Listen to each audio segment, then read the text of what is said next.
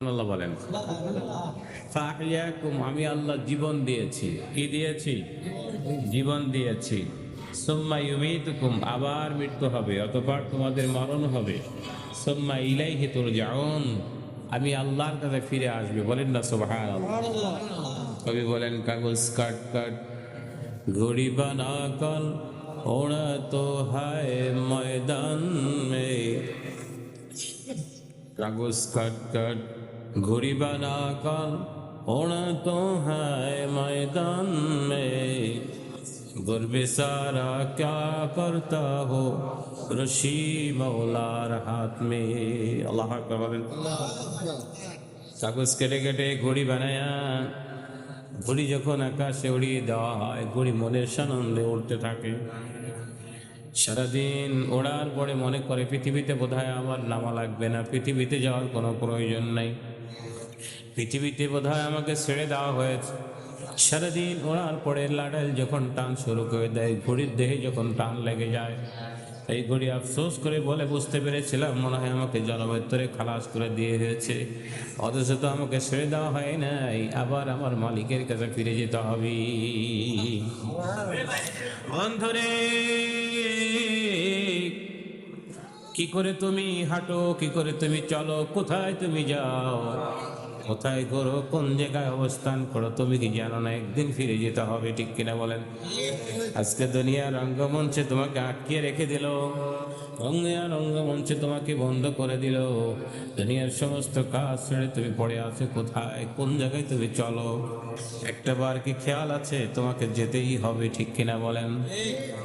হযরতে সুলাইমান আলাইহিস সালামের সময় এক ব্যক্তি দাঁড়িয়ে আছে, মনের ভিতরে কত আনন্দ, সংসার করে, পরিবার পরিজন মেনটেন করে, সব কিছু চালায়, সব চলে।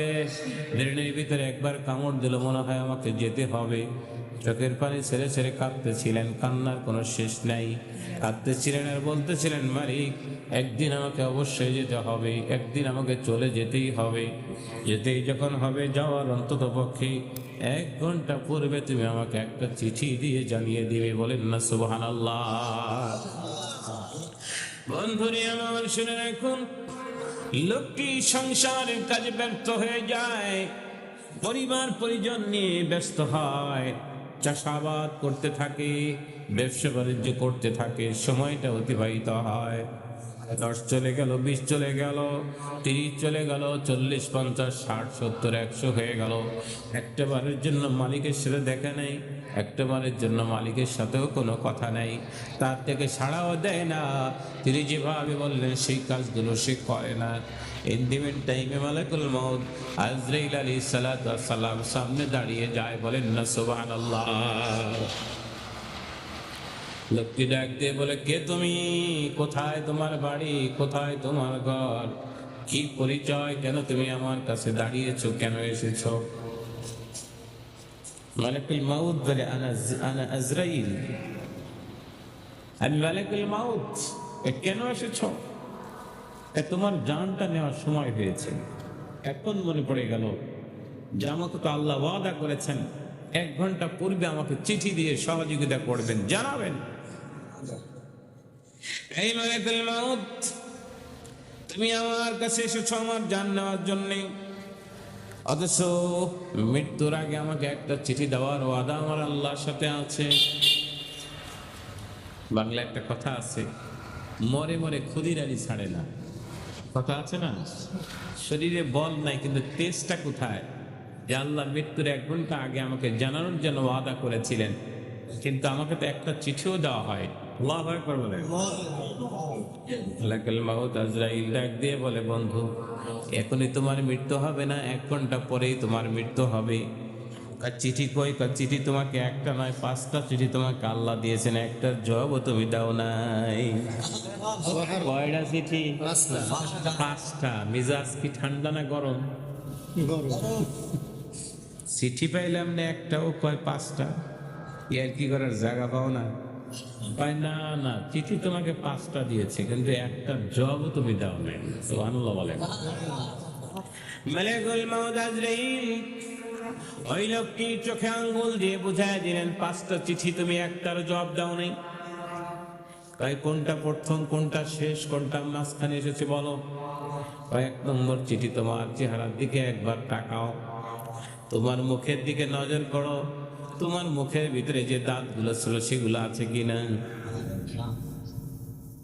কি তোমার যে দাঁতগুলো দিয়ে তুমি হাড় মটমট করে ভেঙে ভেঙে খেতে, বলে এইগুলো চাবাতে কটকট করে আওয়াজ বের হতো, সেই দাঁতগুলো তোমার আছে কিনা? কয় তা তো নাই। এক নম্বর চিঠি তুমি জবাব দাও নাই। দ্বিতীয় নম্বর চিঠি তোমার চক্ষু দৃষ্টি আছে কিনা দেখো। তাকিয়ে দেখে চোখে এখন বেশি একটা দেখে না, ঘোলা ঘোলা দেখে। কি বলেন ঠিক না?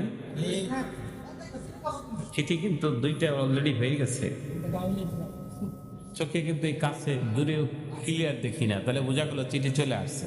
কি বলেন ঠিক না? বন্ধুরে আমার, লোকটির চেহারার দিকে তাকিয়ে বলে, তোমার যে চুলগুলো কাঁচা ছিল, চুলগুলো এখন কাঁচা, দাড়িগুলো কাঁচা আছে কিনা? কয় না, তিনটা চিঠি। কয়টা? তিনটা চিঠি পেয়েছি, জবাব দিয়েছে। কয় তা তো দেই নাই। আজরাইল বলে, চতুর্থ নম্বর চিঠি তোমার কান, যেই কানের গোড়ায় দাঁড়িয়ে স্ত্রী ফিসফিস করে বাবার বিরুদ্ধে, মায়ের বিরুদ্ধে বলতো, তুমি শুনতা, এই কানটা তোমার আছে কিনা? কয় তাও তো নাই। কয়টা গেল? পঞ্চম নম্বর চিঠি তোমার যে জওয়ানি ছিল, তুমি শত শত মাইল বেগে চলতে, কোনো ক্রান্তি তোমাকে ধরতো না, বোঝাকে বোঝা, মনকে মনকে কাঁধে নিতে, একবার হাঁপানিও হতো না, কাশিও তোমাকে ধরতো না। এই চিঠি পাঁচটা এসেছে। কয়টা চিঠি তুমি জবাব দিয়েছ?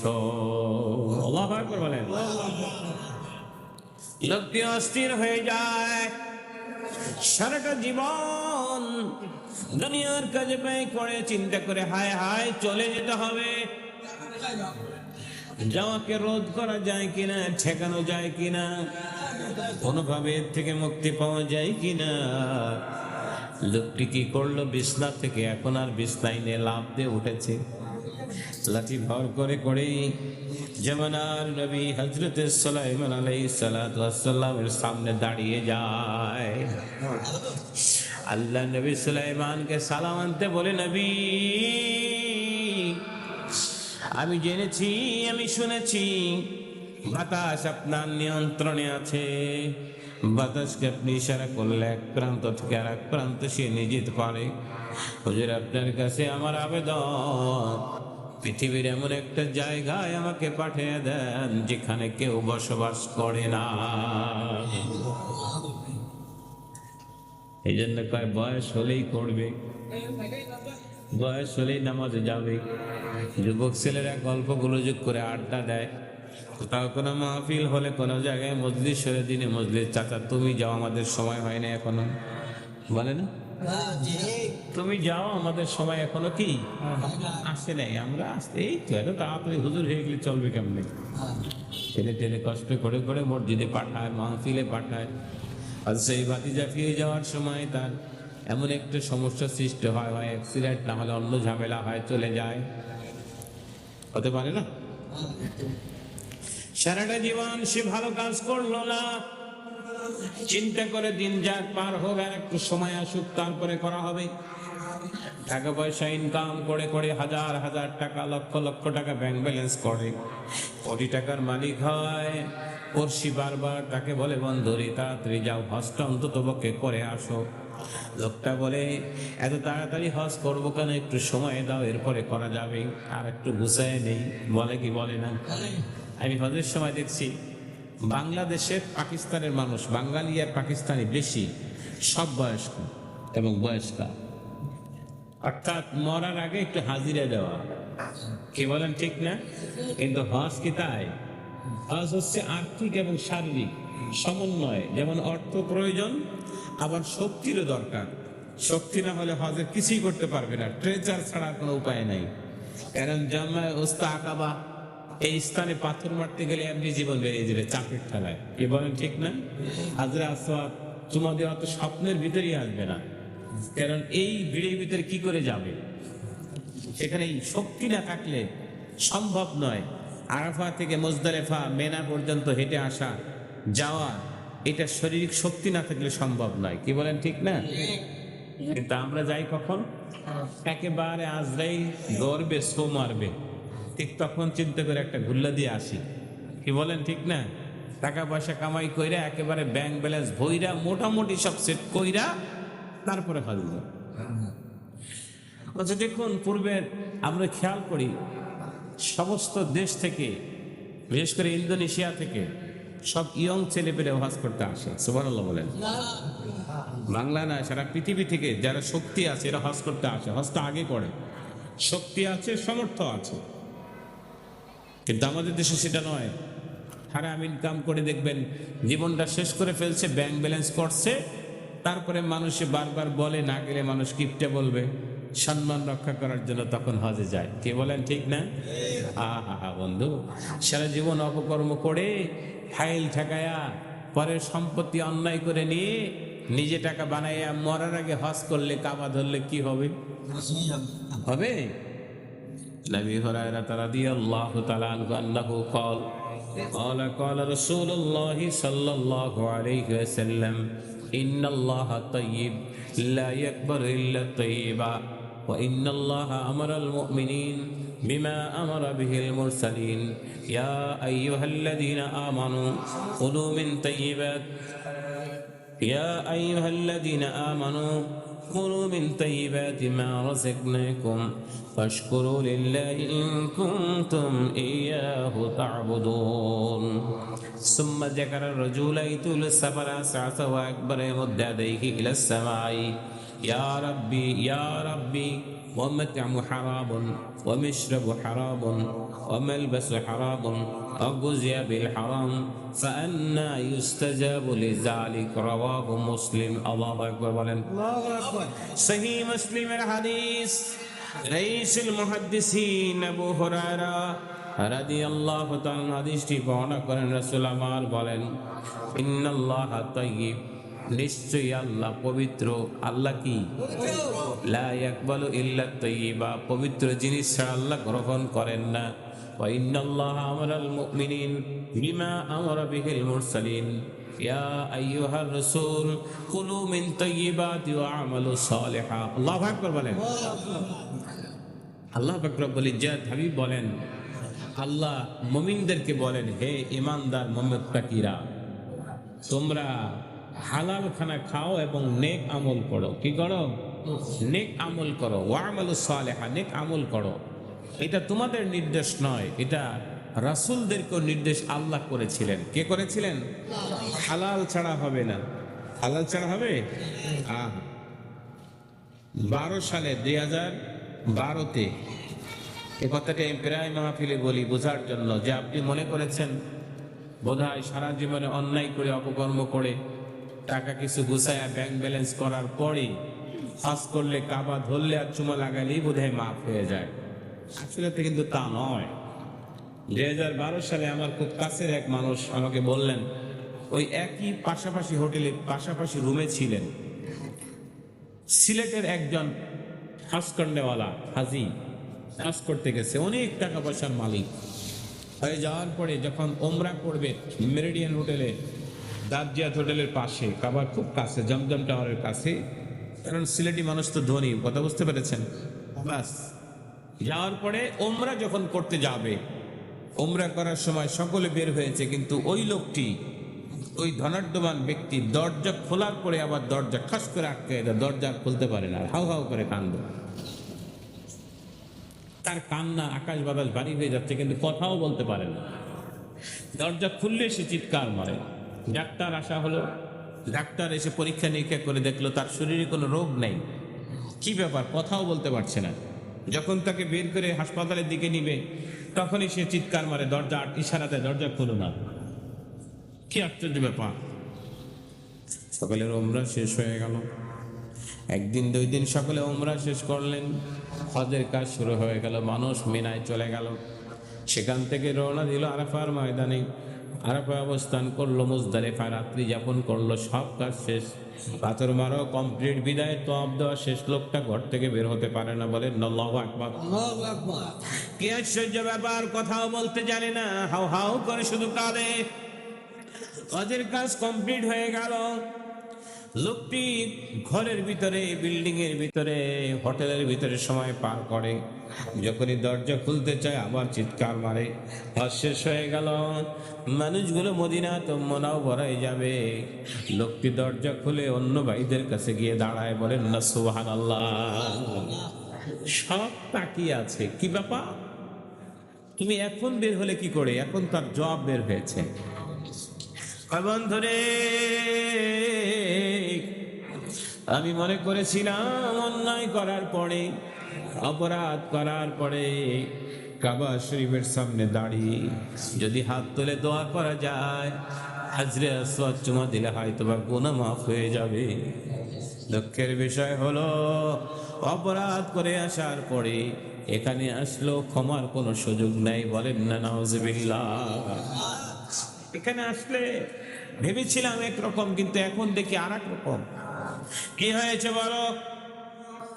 লোকটা কাঁদতে কাঁদতে চোখটা ফুলে গিয়েছে। বলে, আমি আজ থেকে প্রায় 20 বছর পড়বে। কয় বছর? 20 বছর পড়বে। আমার আপন ভাতিজা, ইয়েতিম ভাতিজা, ভাই আমার অনেক সম্পদের মালিক ছিলেন। দুনিয়ার থেকে বিদায় নেওয়ার পরে ভাতিজার দায়িত্ব আমার কাঁধে আসে। ওই ভাতিজার সম্পত্তিগুলো নিয়ে যাওয়ার জন্য আমি নিজ হাতে আমার ভাতিজাকে হত্যা করেছি। বলেন না নাউজুবিল্লাহ। হত্যা করে ক্ষান্ত নয়, অর্থের গরমের কারণে হত্যার দায় আমার এলাকার একজন ভ্যান চালক, গরিব, তার ছেলেকে আমি মিথ্যার দেহে ফাঁসায়া 20টা বছর আজকে সে বিনা অপরাধে জেল খাটতেছে। জোরে হবে না? পাপ কত বড় বুঝতে পেরেছেন? একটা হলো হত্যা করেছে, আর একটা এই শাস্তিটা বিনা দোষে, বিনা অপরাধে ছেলেটাকে জেলে আটকায়া জেলে পচাচ্ছে। কি হলো? আমি আসলাম এই মক্কা নগরীতে, ভেবেছিলাম মরার আগে কাবা শরীফ ধরবো, চুমা খাবো, চোখে লাগাবো, নিজের গুনার জন্য অপরাধে স্বীকার করে গুনাহ মাফির জন্য চোখের ফেনে তুলে কাঁদবো। দুঃখের বিষয় হলো, আমি যখন দরজা খুলে বের হতে যাই, আমি তাকিয়ে দেখি আমার সেই ভাতিজা, যাকে 20 বছর আগে নিজ হাতে হত্যা করেছিলাম, ওই ভাতিজা একটা চাকু নিয়ে দাঁড়িয়ে আছে আমাকে হত্যা করার জন্যে। কোথায় গেছেন মিয়া সাহেব? কোথায় গেছেন? কাবার সামনে গেছেন তওবা করার জন্যে, কিন্তু কাবার মালিক তো গ্রহণ করে না। ঠিক কিনা বলেন? এই জন্য আল্লাহ বলেন, ইন্নাল্লাহা তাইয়্যিব লা ইয়াকবালু ইল্লা তাইয়্যিবা। নিশ্চয়ই আল্লাহ পবিত্র, পবিত্র জিনিস ছাড়া গ্রহণ করেন না। কেননা আল্লাহ বলেছেন, ইয়া আইয়ুহাল্লাযীনা আমানু, হে ঈমানদারেরা, কুলু মিন তাইয়্যিবাতি মা রাযাকনাকুম, আমি যে রিজিক তোমাদেরকে দিয়েছি সেই পবিত্র রিজিক তোমরা গ্রহণ করো। ওয়াশকুরু লিল্লাহি ইন কুনতুম ইয়্যাহু তা'বুদুন। আল্লাহু আকবার বলেন। যদি তুমি সেই রব্বে করিমের শুকর গুজারি বান্দা হও, বলেন না সুবহানাল্লাহ। আল্লাহ নবী আয়াতের পাশে হাদিসকে বানায় বললেন, একটা পুরুষের মিসাল দিলেন। সুম্মা যাকারা রাজুলা ইয়াতিলু সাফারা আসাসা ওয়া আকবারা মধ্যে দাইখিলা সামাই। একজন ব্যক্তি মাথার চুলগুলো এলোমেলো, কোনো তেল লাগানো নাই, সফর করেছেন, রওনা দিয়েছেন। মরুর প্রান্তরে হাঁটু গেড়ে হাত তুলে বলে, ইয়া রাব্বি, ইয়া রাব্বি, হে আমার প্রতিপালক, হে আমার প্রতিপালক, তাকাব্বাল মিন্নি, কবুল করো আমার থেকে। আল্লাহু আকবার বলেন। অথচ মাতআমু হারামুন, তার খাদ্য হারাম, ওয়া মাশরাবু হারামুন, তার পানীয় হারাম, ওয়া মালবাসু হারামুন, যে লেবাস পরে গিয়েছে লেবাসটা তার হারাম, আর গুজিয়া বিল হারাম, যে বাহনে চড়ে গেল হারাম টাকায়। ফাআন্না ইস্তাজাবু লিজালিক, আল্লাহ নেই বলেন, বলো এই ব্যক্তির দোয়াটা কেমনে কবুল হবে? কি বলেন, ঠিক না? হজ করার পরে যদি কোনো ব্যক্তির নেচারের পরিবর্তন না ঘটে, তাহলে বুঝতে হবে তার হজটা কবুল হয় নাই। আল হজ্জ মাবরুর লাইসা লাহু জাযাউন ইল্লাল জান্নাহ। যে মাবরুর আই মাকবুল হজ, এটা কবুলিয়ত হজ, এর বিনিময়ে জান্নাত ছাড়া আর কিছুই নাই। বলেন না সুবহানাল্লাহ। এই লোকটা হজ করার পরে সে যদি আবার সে অপকর্ম করে, হজ করে আসার পরে আবার সুদের কারবার করে, ঘুষের কারবার করে, পরে ঠকায়, পরে সম্পত্তি হরণ করে নিয়ে যায়, ফাইল টাকা ইনকাম করে, মনে করবেন হজটা কবুল হয় নাই। কি বলেন ঠিক না? কেননা আপনি যে গিয়েছিলেন সেখানে একজন মরা ব্যক্তির মতো পরেছেন কি সেলাইবিহীন কাপড়। সেলাইবিহীন কাপড় পরে কখন?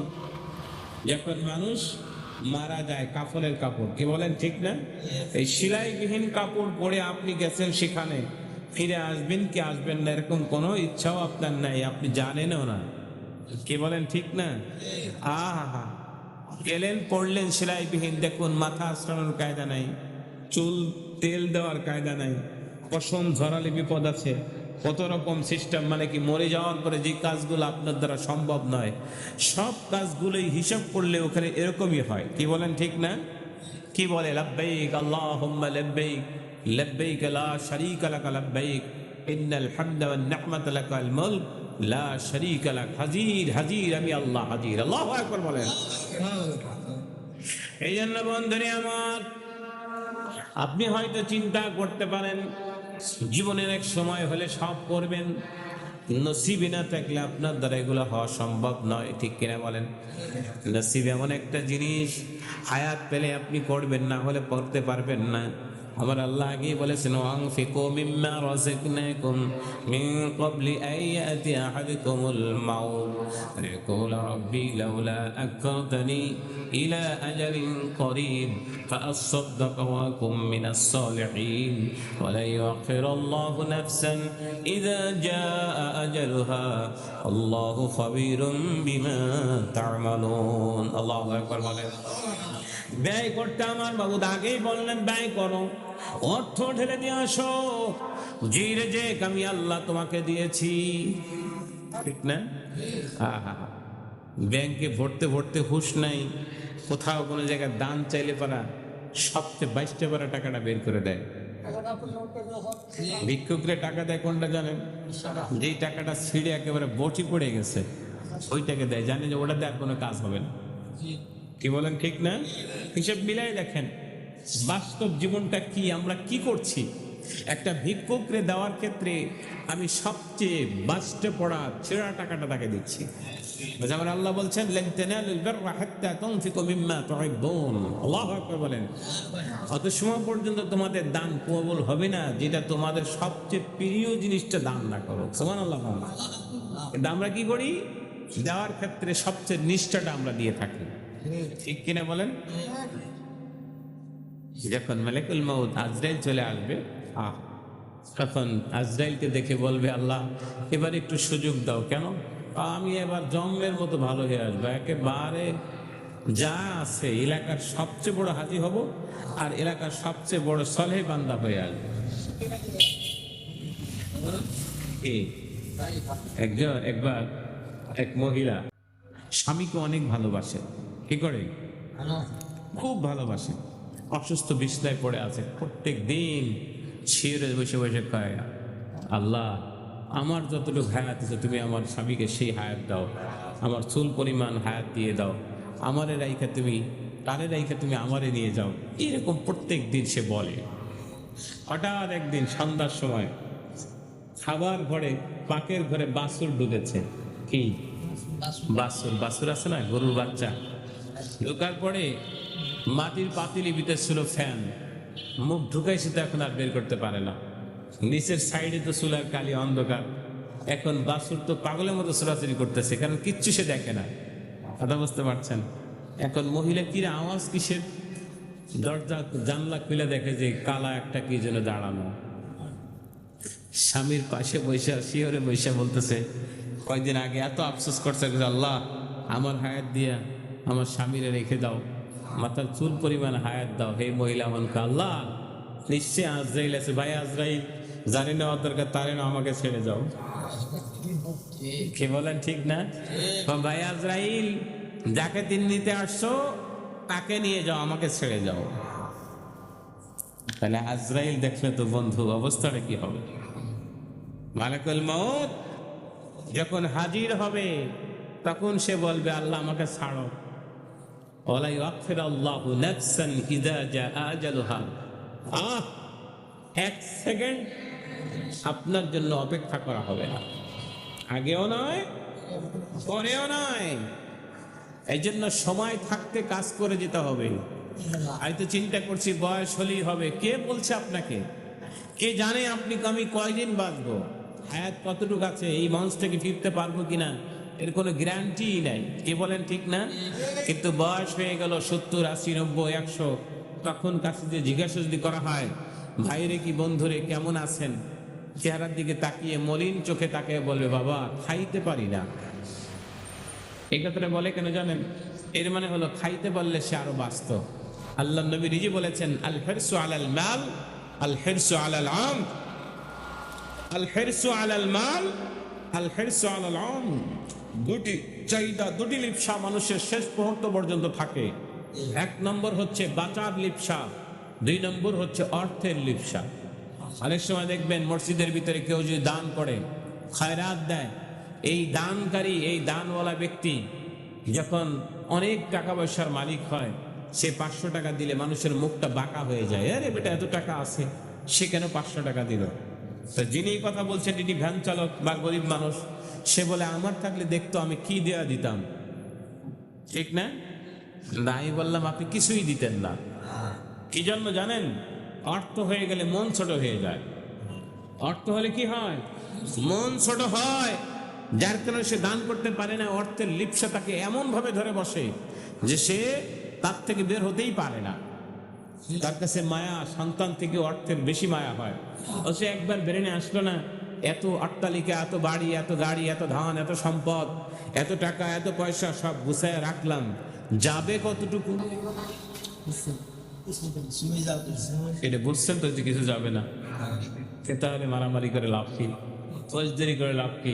হাঙ্গামা করে লাভ কি? দলাদলি করে লাভ কি? টাকার জন্য, পয়সার জন্য এত পিড়াপিড়ি করে কি লাভ যদি কিছু নাই যেয়ে থাকে? কি করব, চলতে তো লাগে। কি বলেন ঠিক না? হ্যাঁ, সামনে 1 মাস কেমনে চলবে, সামনে বছর কিভাবে চলবে, আগে সব জমা করে রাখি আমরা। কি বলেন ঠিক না? চোখ বন্ধ করে গেলে একটা কিছু নেওয়া সম্ভব?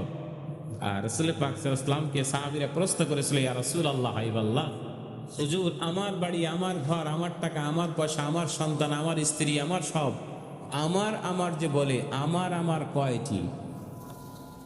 আল্লাহ রাসূল বলে ফেললেন, আমার হচ্ছে 3টি। কয়টি? 3টি। 1 নম্বর হচ্ছে যে আমি যেটা খেয়েছি, খেয়ে শেষ করতে পেরেছি, উদারে চলে গেছে, এটা আমার। 2 নম্বর হলো যে পোশাকটা পরিধান করে আমি ছিঁড়তে পেরেছি, যেটা গায়ে দেওয়া অবস্থায় ছিঁড়ে গিয়েছে, পুরান হয়েছে, সেটা আপনার। 3 নম্বর হলো যে জিনিসটা আপনি আল্লাহকে পাওয়ার জন্য রিক্ত হস্তে দান করেছেন, যেটা আল্লাহকে পাওয়ার জন্য মসজিদ করেছেন, মাদ্রাসা করেছেন, এতিমকে সহযোগিতা করেছেন, বিধবাকে সহযোগিতা করেছেন, জনকল্যাণমূলক রাস্তা করে দিয়েছেন, কোনো মাদ্রাসার বাচ্চাকে লেখাপড়া করার জন্য 1 জেল কাপড়, একজন কোরআন শরীফ, 1 সেট কাপড়, 1 সেট বই দিয়ে এসেছেন। এটাই হচ্ছে আপনার। বলেন না সুবহানাল্লাহ। আমার কিছুই নাই। কি? আমার তো কিছুই নাই বন্ধু। আচ্ছা, আমি ফালাচ্ছি, গন্ডগোল করছি, মারামারি করছি, কি আশ্চর্য কথা! চোখের পলকে সব শেষ, সব বন্ধ হয়েছে, সব খালাস। কিন্তু কি করলাম? কখনো যদি বাবা রেখে যাওয়া সম্পত্তিটা বন্টনের ক্ষেত্রে সন্তানকে, কোনো বাবা যদি তার 2 সন্তানের একজনকে কোনোভাবে একটু বেশি দিয়ে যায়, বাবা চলে যাওয়ার পরে ভাইয়ের সাথে ভাইয়ের সম্পর্ক এমন ভাবে নষ্ট হয়, একজনে তাকাবে না, কারো দিকে খেয়াল করবে না, নজর দিবে না, শপথ করে আমার চেহারা মাড়াবি না, আমি মরে গেলে জানাজায় আসবি না, আমি তোর কবর দিব না, তুই আমার কবর দিবি না। কি হিসেব মিলান? হয়তো বা সে ব্যাংকে হিসেবে বাবা 10,000 টাকা ভুলে তার অ্যাকাউন্টে চলে গেছে বেশি, কিন্তু এতটুকু ভাবলো না খাইলো কে? এই লোকটা কে? সে তো আমার একই মায়ের সন্তান, সেই একই জায়গা, সেও যেখান থেকে এসছে আমিও সেখান থেকে এসছি, কিন্তু আমি কি করছি? ধৈর্য ধারণ করতে না পেরে শপথ করে ফেললাম, বেড়া দিয়ে দিলাম এমন ভাবে যে তার মুখের দিকে আর তাকানো যাবে না। নাউজুবিল্লাহ বলে। কি করলেন? দুনিয়াও খোয়াইলেন, আখিরাত খোয়াতে হন। আল্লাহ রাসূল বলেছেন জান্নাত তার জন্য নয়, সে জান্নাতে যাবেই না যেই ব্যক্তি আত্মীয়তার সম্পর্ক নষ্ট করে দেয়। কিন্তু আমাদের সমাজের ভিতরে এটা সবচেয়ে বেশি প্রচলন। আর একটা বিষয় আছে, দেখবেন বোনের হক দিতে চায় না। কি বোনের হক কি বলে জানেন? বুঝে শুনে সুন্দর করে কায়দা করে বলে, বোন কি করবি আর, বাবা ঠিক আছে, জানিস তো আমারও তো কতগুলো সন্তান আছে, এটা জানি, এরকম জানিস কেউ বুঝাইয়া দেখ। অসহায় অবস্থায় এসে কখনো মুসিবতে পড়লে বোনটা যখন বলে ভাই কিছুই তো করার না, আমারও তো অভাবে চলছে, বাবার যেটুকু আছে সেটুকু দিয়ে দিলে আমার জন্য উপকার হয়, মনে হয় আকাশ ভেঙে পড়লো মাথার উপরে, চেহারা মলিন হয়ে গেল। তাকে বলে দিল, ও বাবারটাই শেষ করতে বেঁচে খেতে হবে, যাও জীবনের তরে যাও, আর কোনোদিন এই বাড়ি আসার মুখ চিন্তা করো না। কি বলেন? বলে না?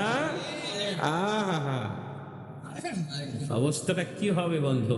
তারপর হুজুর দোয়া করেন, হুজুর দোয়া করেন যে আল্লাহ জান্নাতে যাইলে যাইতেও পারে। জান্নাত কি এত বড় সাহস? আপনি হক নষ্ট করে, নিজের ভাইয়ের হক, বোনের হক সব নষ্ট করে আপনি জান্নাতের আশা নিয়ে মসজিদে মসজিদে বেড়াচ্ছেন, তাবলিগ করছেন, পীরের বাড়ি দৌড়াচ্ছেন, কপাল কালো করে ফেলছেন, তসবি গলায় নিয়ে হাঁটতেছেন, কত রকম মিঠে মিঠে কথা বলতেছেন, কোনো কাজ হবে না। ওই জন্য বলছি বন্ধু, খুব সাবধান। কি করছি আমরা? ওয়াজ তো সহজ, সারাদিন ওয়াজ শুনলেন, কাজ হবে কি যদি ভিতরে এই সমস্যাগুলো থাকে? এর জন্য খুব সাবধানে চলতে হবে। যদি যে যার যতটুকু প্রাপ্য। হ্যাঁ, যদি বোন বলে যে ভাই আল্লাহ আমাকে ভালো অবস্থানে রেখেছেন, তুমি তোমারটা বুঝিয়ে দিয়েছো, আমি পেয়েছি আমার বাবার জিনিস, আমি তোমাকে খুশি হয়ে দিলাম, তাহলেই অন্তরটা শান্তি হবে। বলেন না সুবহানাল্লাহ? তা না হলে কোনো কায়দা নেই, আপনি তার হক কোনোভাবেই, বাজার দর আছে 5 লাখ টাকা, আপনি বলে দিলেন যে এখন ছাড়তেছেই না, আর বর্তমানে 1.5 লাখের উপরে নাই, তাকে বুঝাইয়া ঠগাইয়া চোখের পানি বুঝতে বুঝতে বোনটা চলে গেল, মানে কি মুহূর্তের ভিতরে বালা এসে আপনাকে ধ্বংস করে দিবে। এই জন্য খুব সাবধান বন্ধু। রাসূল পাক সাল্লাল্লাহু আলাইহি ওয়াসাল্লাম প্রতিদানের কথা বলছেন, লাইসাল ওয়াসিল বিল মাকাফি ওয়ালাকিনাল ওয়াসিল আল্লাযী ইযা কুতিয়াত রাহমাহু ওয়া সালাহা। আত্মীয়তার সম্পর্ক বিনিময় করে মানুষ। একজন যদি খবর নেয়, কখনো যদি রিং দেয়, সে রিং দেয়, খোঁজ খবর নেয়। আর রিং না দিলে কেউ আমার খবর নেয় না, আমি নেবো কেন? কি বলেন, ঠিক না? ও আমাকে না দিলে, কোরবানির সময় একটা রান পাঠালে চিন্তা করে আমি না দিলে কেমন হয়, ছোট ভাই যখন পাঠালো, যাও তুমি একটা দিয়ে আসো, এটার নাম আত্মীয়তা বলে না। লাইসাল ওয়াসিলু বিল ওয়াকাফি ওয়ালাকিন্নাল ওয়াসিল আল্লাযী ইযা কুতিয়াত রাহমাহু ওয়া সালাহা। আল্লাহ রাসূল বলছেন বিনিময় হয়ে যায় আমাদের, যে একজন করলে, একজন খোঁজ নিলে, একজন দিলে আমাকে দিতে হবে না। আত্মীয়তা তাকেই বলে যে কখনোই খোঁজ নেয় না, দেওয়ার মতো কিছুই তার থাকে না, ওই ব্যক্তির খোঁজ নেওয়া তাকেই আত্মীয়তা বলে। বলেন না সুবহানাল্লাহ? কিন্তু কোনোদিন করেছি? কে বলছে আপনাকে? কোনো খবর নেই, খোঁজ নিলে নেই, তাও দায় থেকে, এটার নাম আত্মীয়তা নয়। কোন ব্যক্তি যদি আশা করে তার হায়াত বেড়ে যাক, রেজেক বেড়ে যাক, আল্লাহ রাসূল বলছেন মান আহাব্বা আইয়াবসুতা লাহু ফি রিজকি ওয়া ইন সাআ ফি আসারি ফালিয়াসিল রাহমাহু। কোন ব্যক্তি যদি আশা করে, তামান্না করে তার রেজেকটা বেড়ে যাক, তার হায়াত বেড়ে যাক, তাহলে সে যেন তার আত্মীয়তার সম্পর্কটা ধরে রাখে। বলেন না সুবহানাল্লাহ? দৌড়ে গেছেন ইমাম সাহেবের কাছে, হুজুর দোয়া করেন, বড় মুসিবত নেমে আসছে। কিন্তু মুসিবতের কাজ যে আপনি করে আসছেন, কি বলেন, ঠিক না? মুসিবতের কাজ তো তুমি করে এসেছো বন্ধু। তুমি এখন পীরের কাছে গেলে কি হবে, আর গাউসের কাছে গেলে কি হবে? এই কাজটা তুমি করেছো, ওইটা আগে তুমি সেখান থেকে শুধরায় আসো। এই জন্য খাওয়ার ক্ষেত্রে যাই খাই না কেন হালাল খেতে চেষ্টা করবেন। ইবাদতের 10 ভাগের 9 ভাগ হচ্ছে হালাল খানা। সুবহানাল্লাহ বলেন।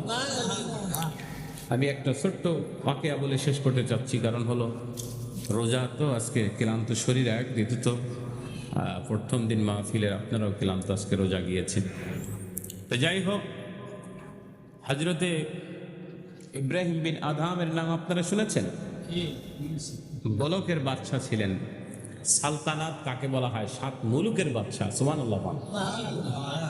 সন্ধ্যার পরে তিনি যখন বালাখানার ভিতরে ঢুকলেন, নিজের আরাম করবে বিছানায়, যাওয়ার সময় যখন প্রবেশ করেছে, প্রবেশ করার সাথে সাথে গিয়ে দেখে তার গৃহ পরিচারিকা দাসী বাদী সে বিছনায় ঘুমায় আছে। বাদশা আশ্চর্য হয়ে যায়, আমার এই আরামের বিছানায় এত বড় সাহস, বাদী কি করে ঘুমালো, বাদী কি করে থাকলো? ঘুমন্ত অবস্থায় বাদীর উপরে চাবুক বের করে প্রহার করা শুরু করে দিল। নাউজুবিল্লাহ বলেন। চিৎকার মানে ঘুম থেকে উঠে বাচ্চাটি তাকিয়ে দেখে মালিক তাকে মারে। মালিকের চেহারার দিকে তাকায়া ওই বাচ্চা মহিলাটা মেয়েটা হাসতেছে কাদার পরিবর্তে। সুবহানাল্লাহ বলেন। মারতে মারতে ধোয়া উড়ে উঠছে, কিন্তু বাচ্চা কাঁদে না, বাচ্চা হাসে। বাচ্চা নামদার ইব্রাহিম বিন আদম বলে, মায়ের বন্ধ করে মেয়েটার দিকে তাকায় বলে, কি ব্যাপার, তোমাকে মারি, তুমি কাদার পরিবর্তে কেন হাসো, আমাকে বলো। মেয়েটি বলে, বাচ্চা নামদার,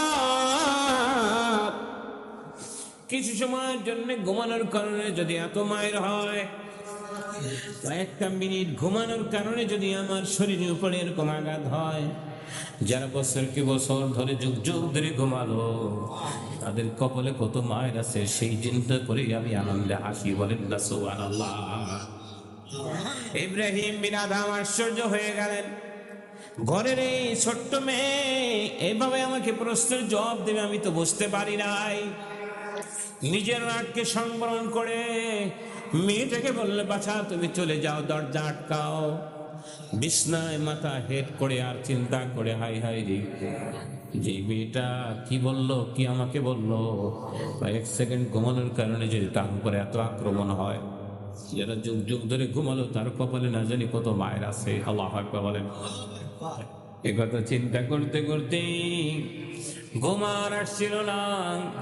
গভীর রজনীতে, গভীর রাত যত গভীর হয়, হঠাৎ করে ছাদের উপরে টক টক টক টক করে একটা আওয়াজ কানে শুনতে পায়। আল্লাহু আকবার বলেন। ইব্রাহিম বিন আদম বিছনার থেকে ডাক দিয়ে বলে, কে তুমি, কি ব্যাপার, আমার ছাদে কেন? ও মুলকিয়াতের বাদশা ইব্রাহিম, আমার ঘোড়াটা হারিয়ে যাওয়ার কারণে আমি তালাশ করার জন্য এখানে এসেছি। কি করার জন্য আসছে? ঘোড়া তালাশ করার জন্য। ইব্রাহিম বিন আদম বলে, বেয়াকুব, ঘোড়া তালাশ করার জন্য তুমি এখানে কি করে আসতে পারো? আমার এই বাদশাহী খানার ভিতরে এই রাজপ্রাসাদে আসার আগে 7টা গেট রয়েছে। কয়টা? 7টা গেটে 7 জন প্রহরী দাঁড়ানো। কোনো পশু বের হওয়া এবং ঢোকা তাদের না জানে, ঢুকতেও পারবে না, বের হতেও পারবে না। তুমি মনে হয় মাথা খারাপ হয়ে গেছে, না হলে এত রাত্রে কি করে ঘোড়া তালাশ করার জন্য এসেছো? ঘোড়া পাবে, তুমি জঙ্গলে চলে যাও। আল্লাহু আকবার বলেন। ইব্রাহিম বিন আদম যখন এই কথা বললেন, ঘোড়া তালাশ করবে এখানে নয়, জঙ্গলে চলে যাও, ওই ছাদের উপর থেকে লোকটি ডাক দিয়ে বলো, মলকিয়াতের বাদশা ইব্রাহিম, যদি এই দরজা ভেদ করে ছাদের উপরে ঘোড়া না আসে, আরামের বিছনায় ঘুমায় কোনোদিন আল্লাহকেও তালাশ করে পাওয়া যাবে না। আল্লাহু আকবার। ইব্রাহিম বিন আদম আশ্চর্য হয়ে গেলেন। সন্ধ্যার সময় বাদী আমাকে কি বললো, আর রাতের গভীরে ছাদের উপরে কোন ব্যক্তি আমাকে কথা বললো? বিছনা থেকে উঠে দৌড়ে ছাদে গেলেন, দেখি কাউকে খুঁজে পাওয়া যায় না। ইব্রাহিম বিন আদমের ভিতরে অনুশোচনা পয়দা হলো, কত তো সত্য, এই ছাদের উপরে করে ঘোড়া না পাওয়া যায়, রাতের বিছনায় ঘুমায় কোনদিন আল্লাহকে পাওয়া যাবে না। সকালবেলা বের হয়ে গেলেন। সকালবেলা বের হয়ে যাওয়ার পরে প্রধানমন্ত্রীকে ডেকে বললেন, প্রধানমন্ত্রী আমার কাছে আসুন। বাদশাহীর সমস্ত চাবি, খাঞ্চা, খাজানা সব প্রধানমন্ত্রীর হাতে দিয়ে বললেন, প্রধানমন্ত্রী, আমার সন্তান যখন বালেগ হবে, সন্তান যখন ম্যাচিউরড হয়ে যাবে, সন্তানের হাতে আপনি আমার এই বাদশাহীর চাবিটা দিয়ে দিবেন। প্রধানমন্ত্রী বলে, আপনি কোথায় যান? ওই মলকিয়াত আমার প্রয়োজন নাই, যে মলকিয়াতের কারণে আমি আল্লাহকে খুঁজে পাই না। আল্লাহু আকবার বলেন। ইব্রাহিম বিন আদম বের হয়ে গেলেন আল্লাহকে তালাশ করার জন্য। পাগল পারা হয়ে যায়, ওদিক ওদিক খুঁজতে থাকে, বছরকে বছর চলে যায়, একের অধিক বছর, প্রায় 5 থেকে 6 বছর পরে নিজের অজান্তে নিজের মুলকিয়াতের বাদশাহীর ওই বিরাট পুকুরের জলাশয়ের পাশে এসে তিনি বসলেন, হাতে একটা ভাঙা সুজনি। কয়টা ভাঙা সুজনি? শুধু একটা কম্বল পেঁচায় অর্ধেক শরীরে অর্ধেক পরা অবস্থায়। কম্বলটা এত পুরাতন জীর্ণ শীর্ণ হয়ে যায়, ওটাকে সেলাই করার জন্য কার কাছ থেকে যেন ভাঙা সুই নিয়ে বসে যায়। বলেন না সুবহানাল্লাহ। প্রধানমন্ত্রী তালাশ করে, বছরকে বছর ধরে তালাশ করে কোথাও বাদশাকে খুঁজে পায় নাই। হঠাৎ করে তিনি দেখতে পান ঘাটের পান্নার কাছে একজন ব্যক্তি বসা আছে। দূর থেকে দেখলে তো আমাদের বাদশার মতোই তো মনে হয়। সুবহানাল্লাহ। চেহারার পরিবর্তন হয়েছে, উস্কো ফুস্কো ভাব। সে এসে নিজের ঘাটলায় বসেছে, নিজের কোনো খেয়ালই নেই। সুবহানাল্লাহ। প্রধানমন্ত্রী এসে বলে, বাদশা কোথায় ছিলেন আপনি এতদিন? আপনাকে খুঁজে তো পাই না। কে তুমি? আপনি কি দেখেন না আমি আপনার রাজত্বের প্রধানমন্ত্রী? কেন এসেছো? হুজুর, আপনার কাছে আমি জানতে চাই কোন বাদশাহী ছেড়ে আপনি কোন বাদশাহী পেলেন, আমাকে একটু জানতে হবে। বলেন সুবহানাল্লাহ। কোন বাদশাহী ছেড়ে আপনি কোন বাদশাহীর জন্য সব ছেড়ে দিয়ে কি পাইলেন? প্রধানমন্ত্রীর কথার পরে ইব্রাহিম বিন আদহাম বলে, ও প্রধানমন্ত্রী, তুমি কি দেখতে চাও আমি কোন রাজত্ব ছেড়ে কোন রাজত্বের মালিক হয়েছি? কাহা হাত থেকে সুইটা পানিতে যখন ফেলে দিলেন, দরিয়ার মাছকে ডেকে বলে, দরিয়ার মাছ, অনিবার্য কারণ বশত আমি আমার সুইটা পানিতে ফেলে দিয়েছি, এখন আমার কাপড়টা সেলাই হয় না, আমার সুইচটার খুব প্রয়োজন। বলেন না সুবহানাল্লাহ। শত শত দরিয়ার মাছ সোনামুখী সুই মুখে করে উঁচু করে উঠেছে। সুবহানাল্লাহ। বাদশা নামদার সোনামুখী সুই দেখে মানে দরিয়ার মাছকে ডাক দিয়ে বলে, দরিয়ার মাছ, এই সোনাকে ঘৃণা করে বছরকে বছর পড়বে আমি রাজত্ব ছেড়ে চলে গেলাম, তোমরা আবার আমাকে সেই সোনা দেখাও। এটা আমার প্রয়োজন নয়, আমার ভাঙা সুইটাই আমার প্রয়োজন। বলেন না সুবহানাল্লাহ। সমস্ত মাছগুলো মারির জলে চলে গেল, একটা মাছ ভাঙা সুইটা উঁচু করে ধরেছে। আল্লাহু আকবার বলেন। ইব্রাহিম বিন আদহাম ডাক দিয়া বলো, প্রধানমন্ত্রী তাকিয়ে দেখো আমি কোন রাজত্ব ছেড়ে কোন রাজত্বের মালিক হয়েছি। প্রধানমন্ত্রীকে ডাক দিয়ে বলে, প্রধানমন্ত্রী, দুনিয়ার এই রাজত্ব ছেড়ে আমার আল্লাহ কোন রাজত্ব দিয়েছেন, এই রাজত্বের কারণে দরিয়ার মাছ পর্যন্ত আমার কথা শুনি। আল্লাহু আকবার। প্রধানমন্ত্রীর কাছ থেকে বিদায় নিয়ে তিনি দৌড় দিলেন, তাকে আর খুঁজে পেল না। এক দৌড়ে ইব্রাহিম বিন আদহাম মক্কা নগরীতে পৌঁছে যায়। পাহাড়ে পাহাড়ে দিনাতিপাত করে হজের কাজ শেষ হলে মদিনা মুনাওয়ারায় তিনি চলে যান। সুবহানাল্লাহ। মদিনা শরীফে যাওয়ার পরে ইব্রাহিম বিন আদহাম তিনি 2 দিরহাম দিয়ে 1 কেজি খোরমা কড়াই করলেন। কয় কেজি? 1 কেজি খোরমা কড়াই করে তিনি মনে মনে ভাবলেন, মদিনাতে অবস্থান না করে আমি একটু, যেহেতু মক্কা মদিনার কাজ শেষ হয়েছে, বাইতুল মুকাদ্দাসে জিয়ারতে যাব। সুবহানাল্লাহ। ফিলিস্তিন, যেটা এখন এটা নিয়ে যুদ্ধ হচ্ছে ফিলিস্তিনের ভিতরে, কি বলেন ঠিক না, ইসরায়েলের সাথে, আমি সেখানে যাব নিয়ত করলেন।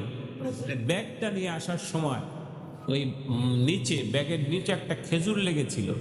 কি খেজুর? এই খেজুরটা উনি নিজের মনে করে বিসমিল্লাহ বলে খেজুরটা খেয়ে ফেললেন। আসলে ব্যাগটা যেখানে রেখেছিলেন ওই ব্যাগ এর নিচে যে খেজুরটা, এটা মাপার পরে এটা ওই দোকানদারের খেজুর। আল্লাহু আকবার বলেন। কয়টা ছিল? ওয়াজ কিন্তু শুনতে হবে। একটা মাত্র খেজুর খেয়ে তিনি রওনা করলেন। প্রতি কদম দেন 2 রাকাত নামাজ পড়েন। সুবহানাল্লাহ বলেন। 2 রাকাত করে নামাজ পড়তে পড়তে 12 বছর চলে গেল। কয় বছর? 12 বছর পরে তিনি বাইতুল মুকাদ্দাসের বারান্দায় পৌঁছতে পারলেন। সুবহানাল্লাহ বলেন। ইব্রাহিম বিন আদহাম বাইতুল মুকাদ্দাসে প্রবেশ করার পরে বারান্দায় ক্লান্ত হয়ে শুয়ে পড়লেন। ঘুমের ভিতরে স্বপ্নে দেখে 2 জন যুবক মসজিদে ঢুকে পড়ে বাস করে। এই একজনে বলতেছে, তুমি কি জানো এমন জমানার মহান ওলি শোয়া আছে? সুবহানাল্লাহ বলেন। তুমি চেনো এই লোকটাকে? বলকের বাচ্চা ইব্রাহিম বিন আদহাম। কি হয়েছে?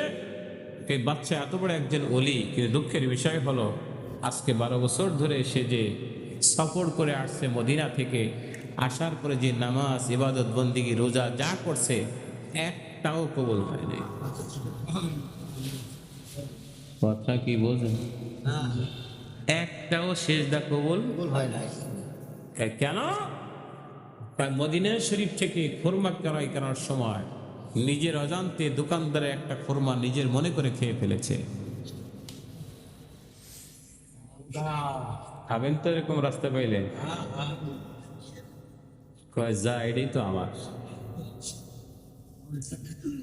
রাস্তায় যা পায় সেটাই তার। এই জিব্বাটা যে বড় কঠিন বন্ধু, এটা যখন বন্ধ করে আল্লাহ বলবেন, কি বলবেন? আলিয়াউমা নাখতিমু আলা আফওয়াহিহিম ওয়া তুকাল্লিমুনা আইদিহিম ওয়া তাশহাদু আরজুলুহুম বিমা কানু ইয়াকসিবুন। আল্লাহু আকবার বলেন।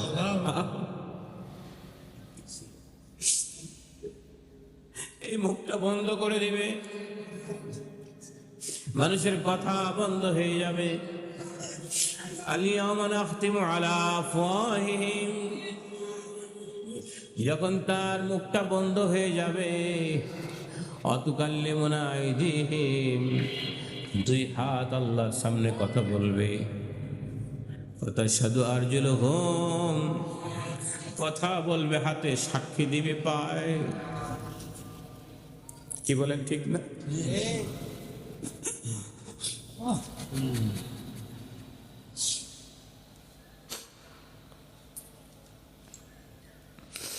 আমার বাবুর ডাক দিয়ে বলে, বান্দা কথা বলো, কি করেছ? কোনো জবাব নেই। হাতে বলবে, তোমার বান্দা দুনিয়ায় যা পেয়েছে হালাল বাছে নাই, হারাম বাছে নাই, খেয়েছে, যা পেয়েছে তাই গ্রহণ করেছে। নিজের সম্পদ থাকা পরে অন্যের সম্পদটা গ্রাস করেছে। লোকটা মুখে কথা বলতে পারবে না, মুখের ভাষা বন্ধ হয়ে যাবে।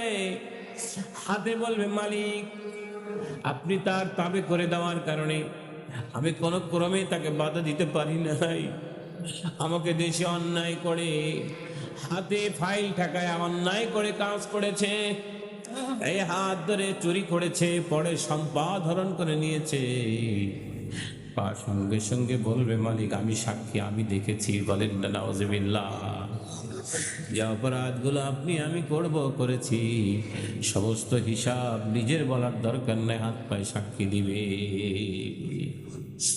ইব্রাহিম বিন আদম মসজিদে আকসার বারান্দায় ঘুমের ঘরে যখন তিনি দেখতে পাইলেন একজন বলছে, এমন একজন ওলি, দুঃখের বিষয় 12 বছরের একটা সিজদা কবুল হয় নাই, দুঃখের বিষয় 12 বছরের একটা নামাজ, একটা রোজা, কোন ইবাদত তার কবুল হয় নাই।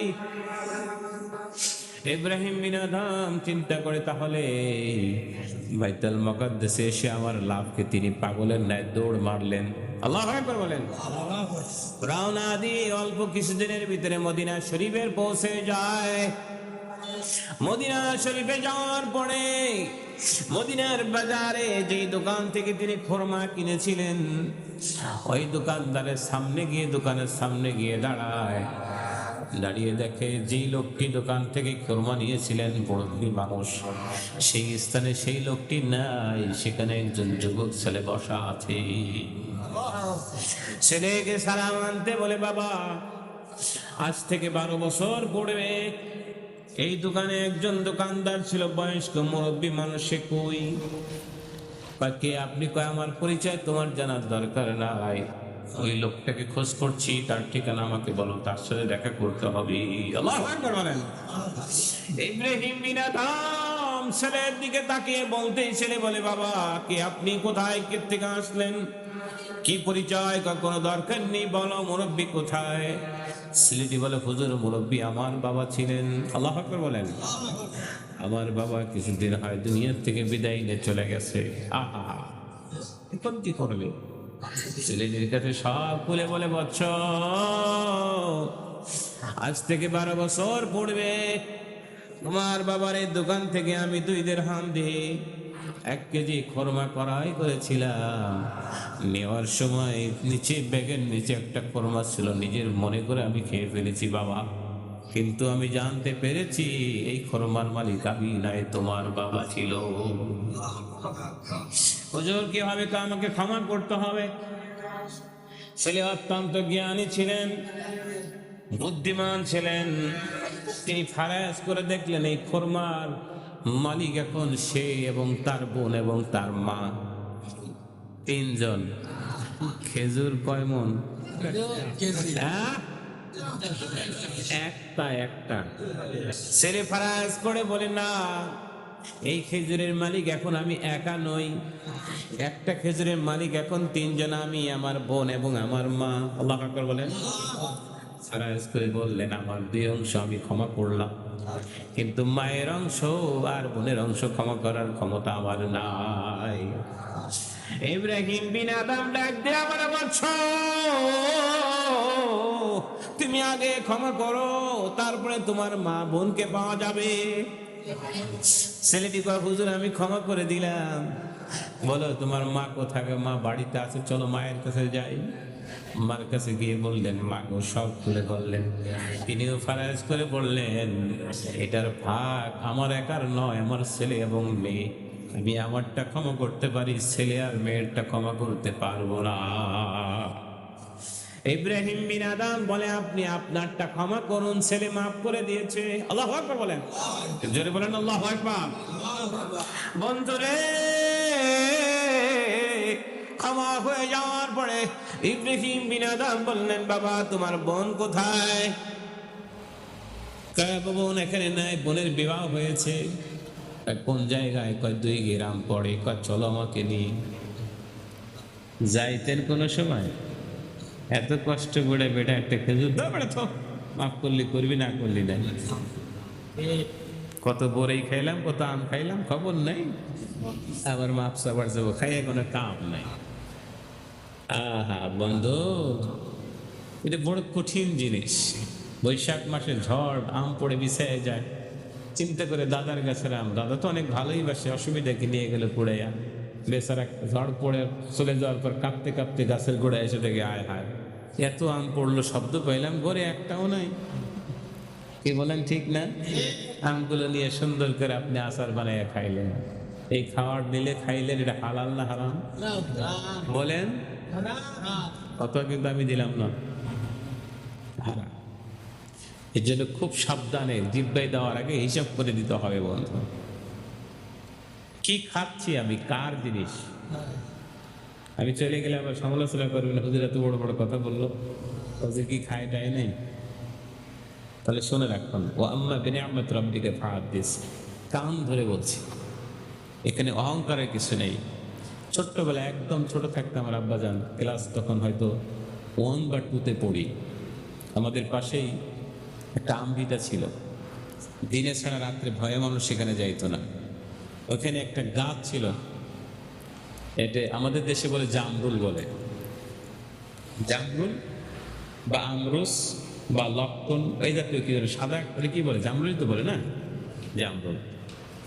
গাছে ধরছে 4টা, আমার এখনো মনে আছে, আজ থেকে একেবারে কম হলো 38 বছর আগের কথা বলছি। প্রত্যেকদিন দেখি গাছে ধরছে, খুব দেখতে সুন্দর। পাশে এক বন্ধু ছিল, সে প্ল্যান করছে পারবে, ও আবার আমাকে একটু বড়। তা যখন পারবে, বাচ্চা থেকে ফিরতেছি, ছেলেটি আজকে, না আমার দ্বারা সম্ভব নয়, কারণ আব্বা আমার রাগ করবে, আমার ওই ভয় আছে, লিব না। তোমার সমস্যা দেখবি নাকি, আমরা খেয়ে বলবো। আমি না, আমি গাছে যেতে পারবো না। জোর করে গাছে উঠলো, ওঠার পরে 4টে ছিঁড়ে নিয়ে আসছে। বন্টন হিসেবে ভাগে 2টা আমার, আর 2টা সে সাথে নিয়ে গেছে। এখন আমি 2টা নিয়ে খাবো কি, বাড়ি ঠিকই যাই, ভয়ে করলে শুকে আসতেছে, আব্বা না জানি কি করে। আজকের কথা না বলতো, পড়তে পড়ছে বাঘের সামনে হাজির, ঘরে ঢুকতে গেছে, আব্বা এসে সামনে হাজির। কি ব্যাপার, তোমার হাতে কি? আমি বললাম, আমি কথা বলতে পারি না তো। কই থেকে পাইছো? ওই দাদার কাছ থেকে। কিভাবে আনছো? সব সত্য কথা বলছে, কারণ আপনার সামনে মিথ্যে কথা বলা বড় মুশকিল। এক্ষুনি যাও, এত বলছো একটা পাঁচার একটা দিয়ে বসবে, তা না করে বললো কি যাও এখনই যে তোমার দাদাকে দিয়া মাপ চেয়ে আসবে। আমি তো ব্যাকান্দে করে গেছি, আর আল্লাহর বান্দা ঠিকই পাহারা দিতেছিল তো, নতুন গাছের ফল তাকায় তাকায় চিন্তা করছে যে কোন দিন বড় হবে সে খাবে। আইসে দেখ ফল নেই, বেচারা বয়স্ক মানুষ, সে আফসোস করতেছে হায় হায় রে কে রে কামড়া করলো, আর দেখে আইসে আমি এসে হাজির। যদি আমার হাতে দেখে দৌড়ে এসে জড়াই দেখে তুমি নিছো, যাও তুমি নিয়ে খাও, কোনো সমস্যা নেই। আল্লাহু আকবার বলেন। আমি কি দাদা এটা হবে না, আপনি রাখেন, আব্বা আমারে মায়ের দিবে। আর কেডা করছে সব বললাম, সত্যি কথা বলছে, অমুক উঠছে গাছে, সেইটা আমারে দিছে দুইটা, সে দুইটা নিয়ে গেছে।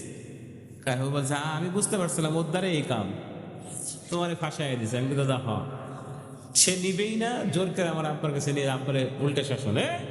ও তো আমার নাতি, আমার পোতা নেই, সমস্যাটা কোথায়? তা বলছে চাচা আমি চাই না আমার সন্তানগুলো কারো গাছ থেকে কোনো একটা জিনিস, তলায় পড়ায় থাকা জিনিস কোনোদিন যেন না নেয়। এইভাবেই আমার বাচ্চাদেরকে আমি শিক্ষা দিয়েছি, আলহামদুলিল্লাহ বলে। আমার দাদি বলতেন সোনাও যদি পড়ে থাকে রাস্তায় খবরদার ধরবে না, এটা তোমার জিনিস নয়। সে শিক্ষাটা সেখান থেকে পেয়েছে, আলহামদুলিল্লাহ পান। যেটা আমার মনে পড়ে না কোনো ব্যক্তির গাছের একটা ফল না বলে কোনোদিন ছিঁড়ে খেয়েছি, আমার মনে পড়ে না, আমার মনেই নেই। কারণ বাবার এই শিক্ষা আমি আমার বাচ্চাদেরকে দিচ্ছি যে বাবা লাগলে আমাকে বলবে, আমার যতটুকু সম্ভব আমি তোমাকে এনে খাওয়াবো, কিন্তু পরের গাছের ফল না বলে কোনোদিন ধরবে না, রাস্তায় পড়ে থাকলেও নিবে না। কারণ এইটার দায় কে নিবে? কি বলেন ঠিক না? আপনি যে খাইলেন কাঠটা খাচ্ছেন আপনি, আপনার যদি মালিক আপনাকে খুশি হয়ে দেয়, এটা আপনার দেহে গেলে নূর পয়দা হবে, সুবহানাল্লাহ বলেন।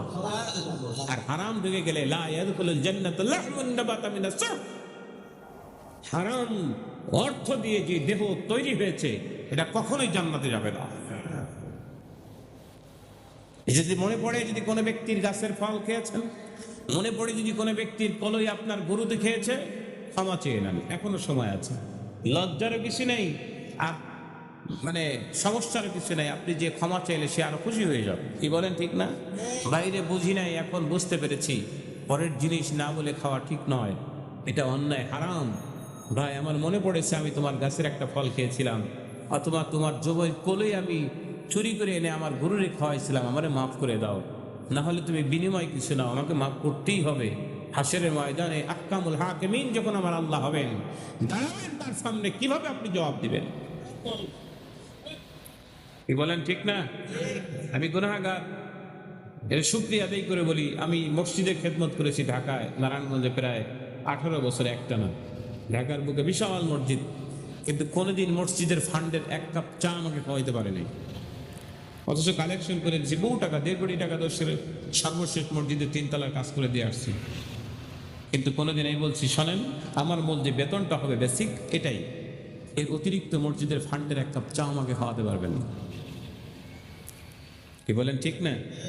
এই জন্য বন্ধু জিহ্বাকে সংযত করুন। কি করছি আমরা? যা পাচ্ছি তাই, হালাল হারাম তমিস নাই, পাইলেই খেতে হবে কেন? কারটা খাচ্ছেন আপনি? একটা সময় শৈশবে কষ্ট হচ্ছে আপনাদের?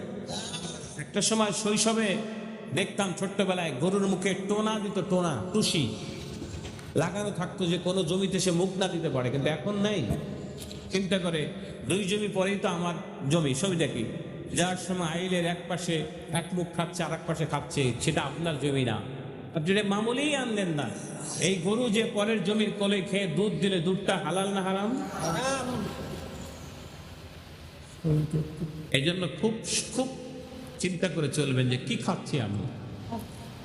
ইব্রাহিম বিন আদম ওই মেয়ের বাড়িতে গিয়ে হাজির হয়, দূর থেকে ডাক দিয়ে বলে মা গো, ঈশ্বরের সমস্ত কথাগুলো খুলে বলার পরে বলছে মা আমাকে ক্ষমা করতে হবে। মেয়েটাও এরকম ফারায়াজ করে নিজেরটার ক্ষমা করার ওয়াদা করলেন, বাকি 2 জনেরটা পারবে না। মা গো, মা তোমার ভাই ক্ষমা করে দিয়েছে, তুমি আমাকে ক্ষমা করে দাও। সুবহানাল্লাহ বলেন। ক্ষমা পাওয়ার পরে আল্লাহ পাক রব্বুল ইজ্জাত 12 বছরের সমস্ত ইবাদতটা কবুল করেছেন, বলেন না সুবহানাল্লাহ। এই জন্য খুব সাবধান, পেলেই খাওয়া যাবে না, কারণ মরতে হবেই, ঠিক কিনা বলুন? মরা লাগবে না? ঠিকই মরবেন না? হাত তুলুন তো দেখি। সবাই মরতে হবে। সুলাইমান আলাইহিস সালামের দরবারে লোকটি গিয়ে বলে, হুজুর গো, আপনি বাতাসকে হুকুম করেন। মনে আছে না? ওয়াজের ফিনিশিং দিতে হবে, সময় নেই আর। বাতাসকে আপনি হুকুম করেন সেজন্য আমাকে এক প্রান্তে নিয়ে যায় যেখানে কোনো মানুষ বসবাস করে না, নির্জন এলাকায়। আল্লাহ নবী সুলাইমান লোকটির কাকুতি শোনার পরে বাতাসকে হুকুম করলেন, একটা ঝাটকা দিয়ে পৃথিবীর এক প্রান্তে পাঠিয়ে দিয়েছে। আল্লাহু আকবার বলেন। লোকটি নিঃশ্বাস ছাড়ে আর চিন্তা করে, এত সুন্দর জায়গায়, এখানে বোধহয় মালাকুল মউত আজরাইল আসবে না, সে বোধহয় চিনবেই এই জায়গা। রে, যখন সময় ঘনিয়ে আসলো, মৃত্যুর কয়েক সেকেন্ড পূর্বে মালাকুল মউত আজরাইল সামনে দাঁড়িয়ে যায়। লোকটি ডাকতে বলে, কেমনে তুমি চিনলা? কি করে চিনলা? আইনামা তাকুনু ইউদরিকুমুল মাউত।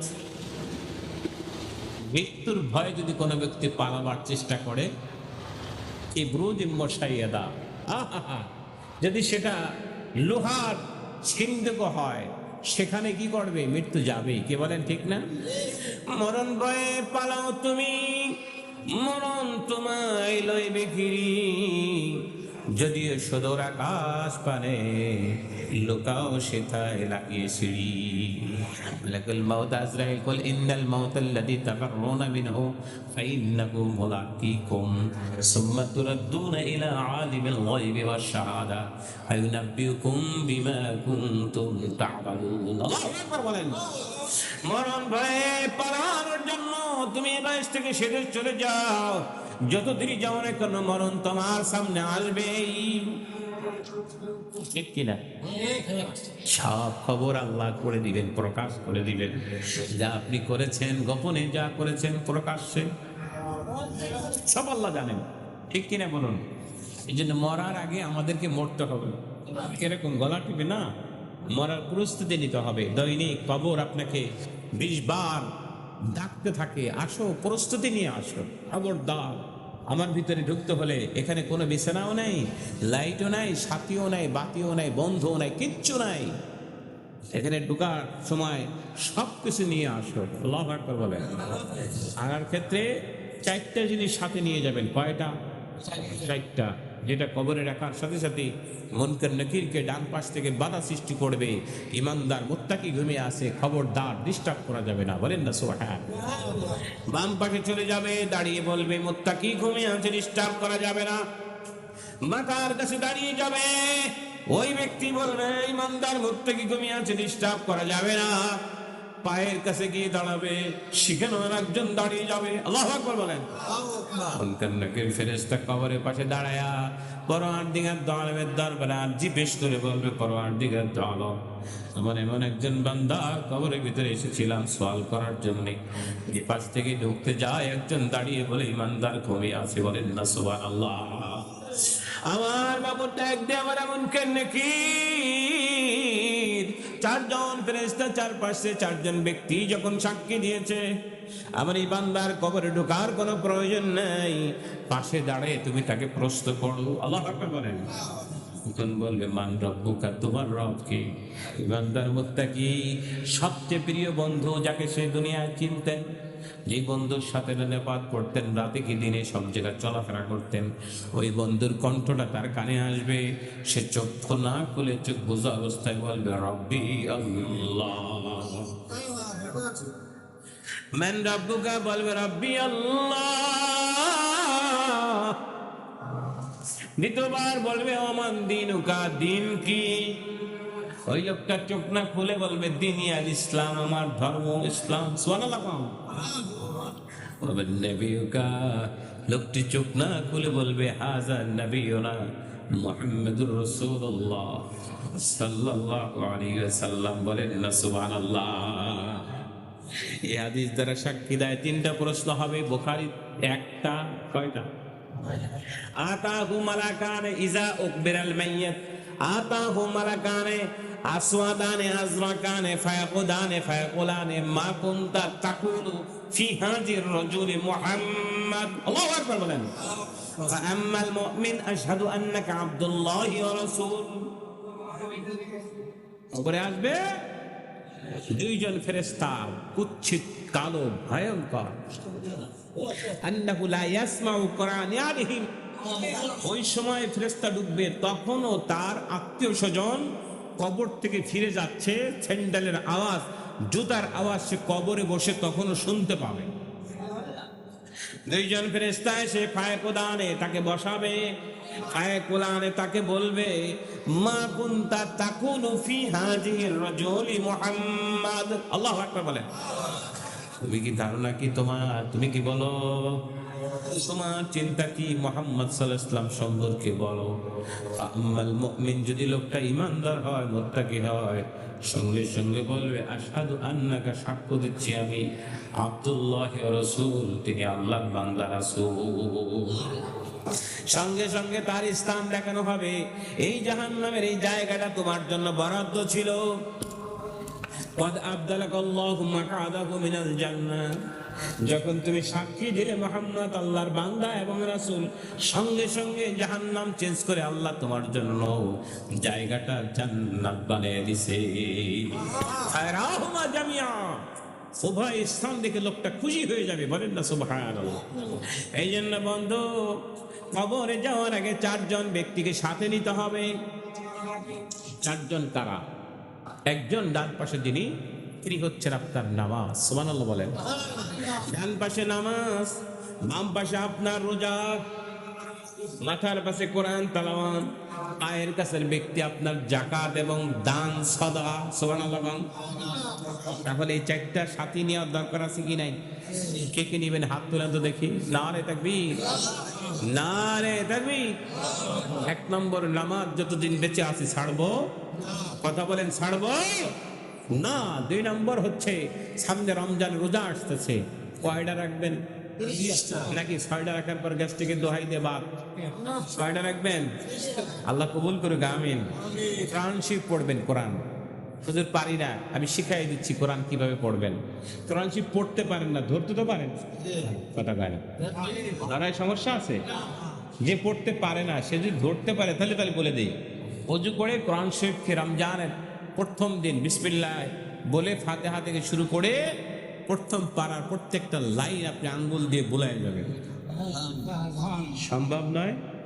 من قرأ حرفا بكتاب الله فهو بحسنة والحسنة بعشر أمثالها لا أقول ألف لام ميم حرف بل ألف حرف واللام حرف ميم حرف رواه الترمذي। আল্লাহু আকবার বলেন।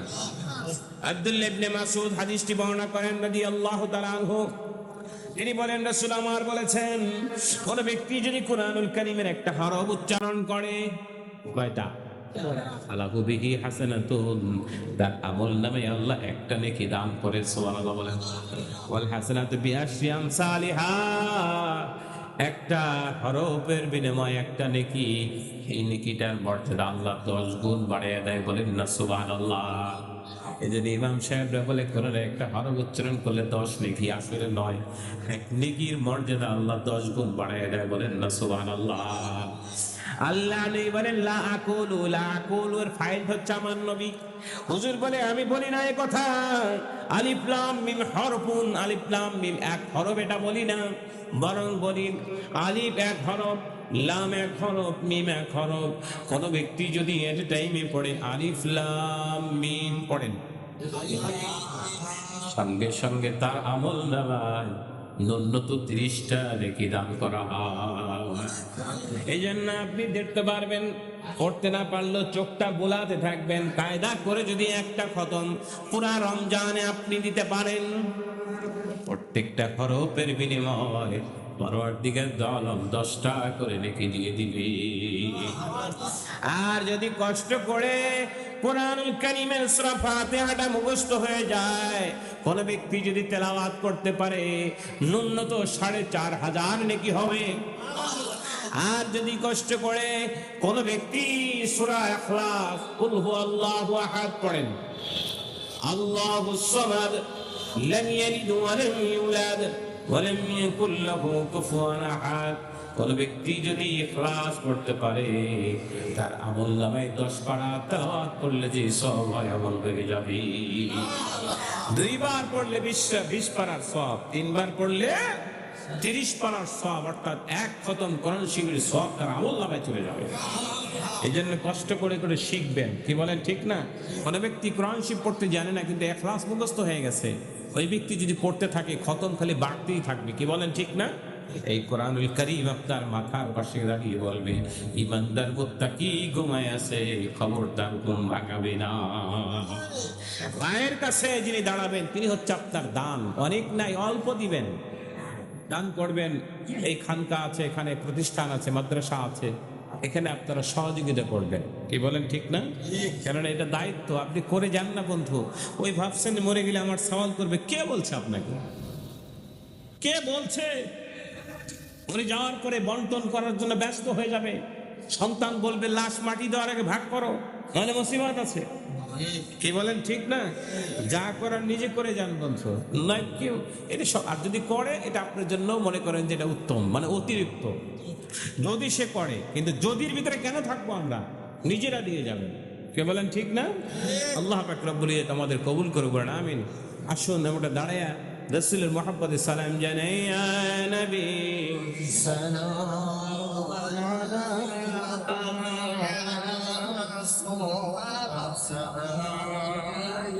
আলাইকা ইয়া হাবিব সালাম আলাইকা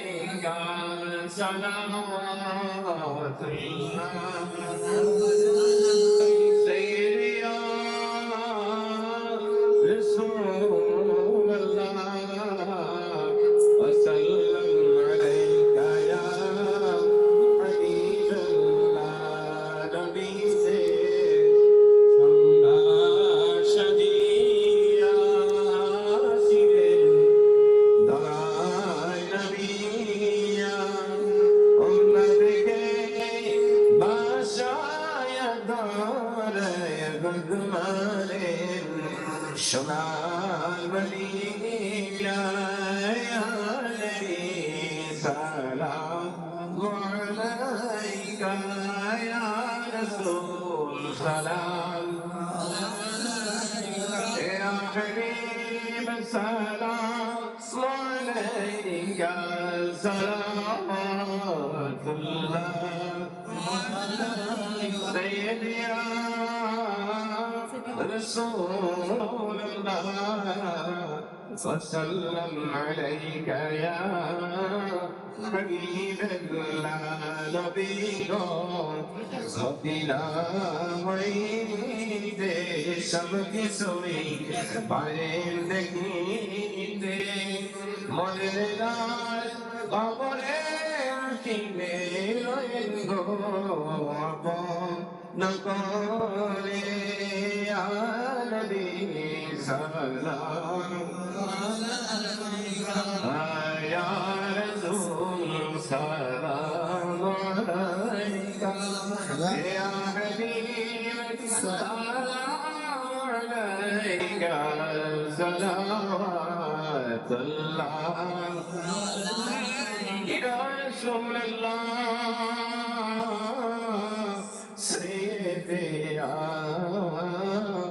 حبيب الله تمري روجا مدينة جبداي هنجي مرينا جبري جاي نامي بنونا ناني مرون جنوباينا يا نبي سلام عليك يا رسول سلام